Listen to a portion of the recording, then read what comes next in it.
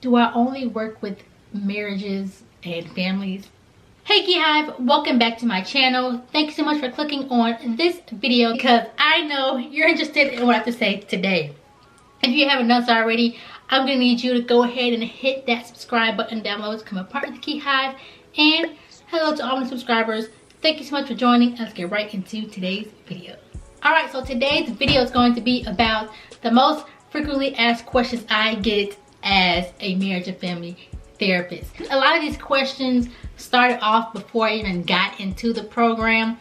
So now that I am out and I'm starting to get into the workforce of the therapy field, these are the most commonly asked questions that I get. If you have any other questions, feel free to leave them down below and I'll do a part 2 to this video. Question number 1, can you be my therapist?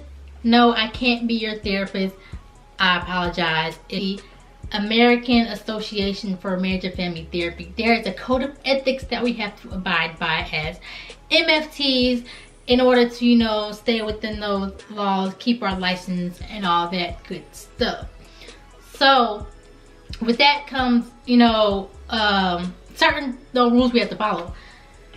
So one of the rules is that if you are friends, family, friends of friends, family, friends, anything that if I'm close to you and I know you, I cannot be your therapist. It's just a part of the rules. I can't do friends and family. And the reason is because the lines of professional and personal get blurred and it can create some bias from me and from you. So again, we don't want to cross those boundaries and make things stickier.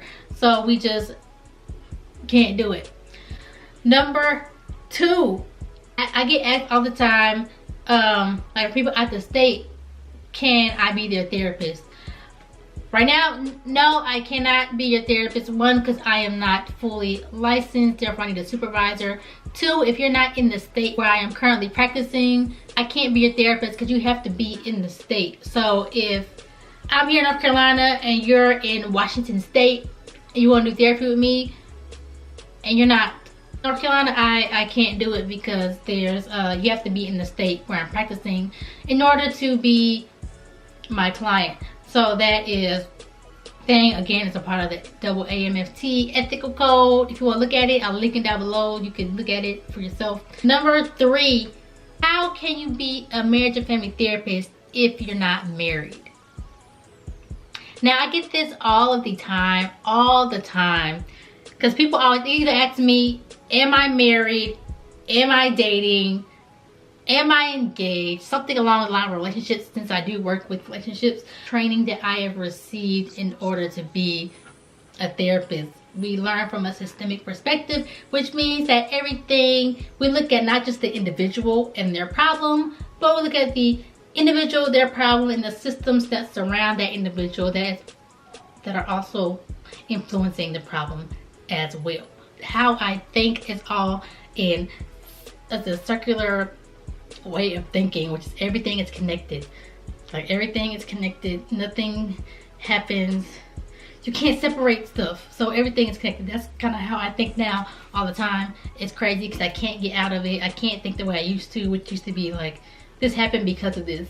I can't think like that anymore. So that is another thing. But we have been trained to deal with situations, to handle certain problems, and every marriage and relationship is different. So if I was married and I came in with how I feel like marriage should work, but you have a different perspective on how marriage should work, then it's really of no use. It might give me a little bit of insight as far as, you know, dealing with somebody on a daily basis. But again, I have to leave my biases at the door before I walk into the room, because I don't want to come in with my own preconceived notions of how this problem is and what I think should happen. I have to let that unfold naturally in a therapy room and work with the client to, you know, collaborate on goals and work through the problems and things like that. So that is how I can do that. Okay, the next frequently asked question that I get is therapy is the same as giving advice? No. therapy is not the same as giving advice. Giving advice is like saying, okay, this is what happened to me, this is how I handled the problem, so maybe you should try it the way I did it, or this is what I did to handle it. Try it out and see if it works. That's usually how advice goes, because you kind of give advice based off of personal experiences. As a therapist, self-disclosure, which is kind of giving a glimpse of your own personal life at the appropriate time and if it's necessary. We do self-disclose sometimes, but we don't do it often because we don't want to overtake the therapy session. I really do a lot of listening. People think we do a lot of talking. Nope, we do a lot of listening.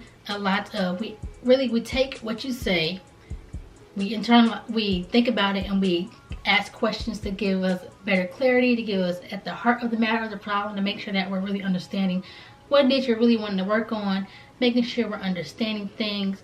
We kind of see things and we ask about them. We notice how you sit in the therapy room. We notice how if you shift, the way your face might twitch, the way your arms might move. We have to notice so many things about our clients. And as we get to know them, trust is built, along the way.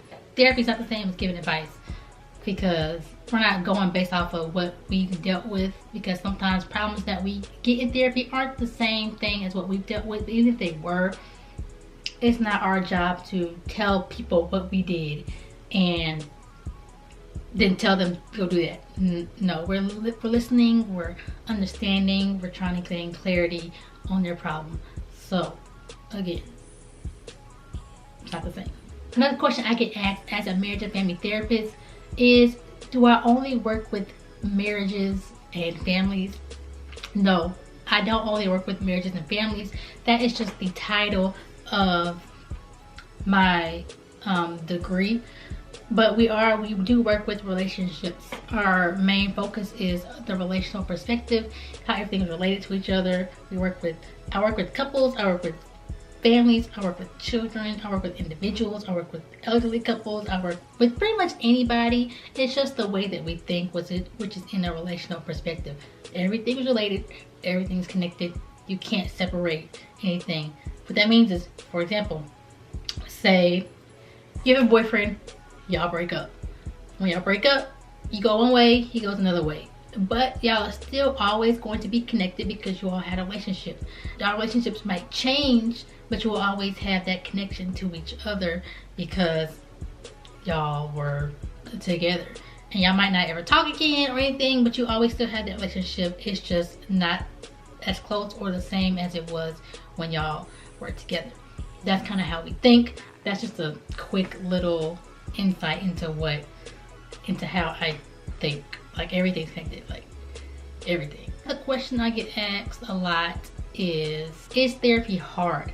Now, it depends on like what we're dealing with, maybe the type of clients we have. We do have some sometimes where days are harder than others, but no day is the same. There's always something new happening, which is why I like the field. There's always something new, there's always something exciting. There's a new modality, there's a new type of training. You get new clients, things might happen with clients that may change from week to week. So again, it's something new. It does tend to take a toll on you because you are and sometimes you will internalize client stories or what they have going on, and that's why we do practice a lot of self-care. My self-care, again, YouTube, working out, shopping, and just doing little things for myself is how I kind of keep myself grounded and able to focus and not get so wrapped up in everything. Because again, if you don't take time for yourself, you will burn out. This field is a high burnout kind of field because again, you're using your brain all the time, and you're dealing with people, and when you deal with people, sometimes it can just be a lot to handle. So again, self-care is super important, and it's something I highly recommend. If you're going to this field, self-care is number one, always. Those are pretty much the most asked questions I have. If you have, or that have gotten if you have any other questions, leave them down below and I will answer those for you in another video. If you enjoyed this video, go ahead and give me a thumbs up. Don't forget to subscribe if you haven't done so already. Share this with all your friends, and I'll see you next video, guys. Bye.